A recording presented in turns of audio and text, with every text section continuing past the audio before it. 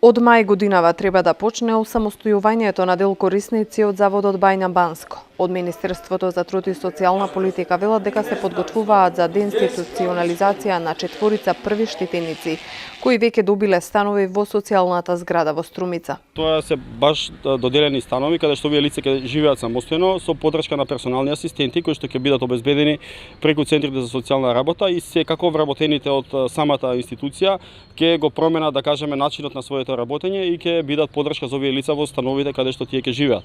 Значи тие што нема да можат самостојно да живеат, ќе добијат 24 часовна поддршка, значи тоа ќе значи негувател или лица за поддршка во текот на целиот ден. Да, и дали ќе може тие кои што би можеле имаат одредена деловна способност да можат да најдат соодветно вработување како би можеле нели и да заработуваат? Точно, и тоа е дел од планот и денеска исто тоа ќе кажеме на состанокот. Веќе имаме тука обезбедено преку една локална граѓанска организација како еден мини центар за рехабилитација каде што сакаме овие лица и работно да ги оспособуваме за да на крајот нели самите заработуваат и да самостојно допринесуваат за својот живот.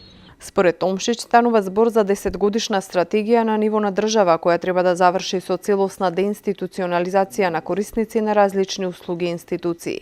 Значи селекцијата ние прво го опипуваме и пулсот на самите корисници, на оние кои што се најспремни да го започнат својот независен живот. Тоа не значи дека сите ќе живеат во Струмица. Има некои лица и од другите градови кои што веќе излегоа од самата установа. И овој процес значи има стратегија која што е 10 годишна, но ние сакаме, бидејќи не се работи за голем број на корисници во Бања Банско и тие се доста самостојни, да го завршиме процесот во наредните 2 години. Така да сакаме да бидеме и поактивни и сето тоа да иде побрзо, бидејќи овој процес, знаете, чини доста средства и ако паралелно ги финансираме институциите и сервисите за поддршка во заедница, тоа чини многу, така да ние би сакале да го смалиме за брз срок трошокот на страната на институции, да може да ги префрлиме парите во локалните заедници. Така да затоа ни е потребна и поддршката и на општините, и на болниците, и на центрите за социјална работа, на сите оние кои што може нели да допринесат за овие луѓе да живеат еднакво како сите ние други останати.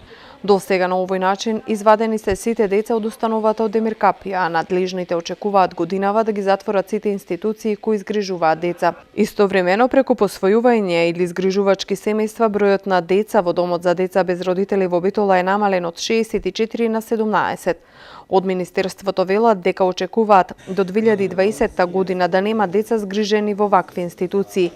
Велат дека до сега сите искуства се позитивни, како кај корисниците, така и кај вработените кои што сметале дека новите работни услови даваат поголем поттик и задоволство во работата.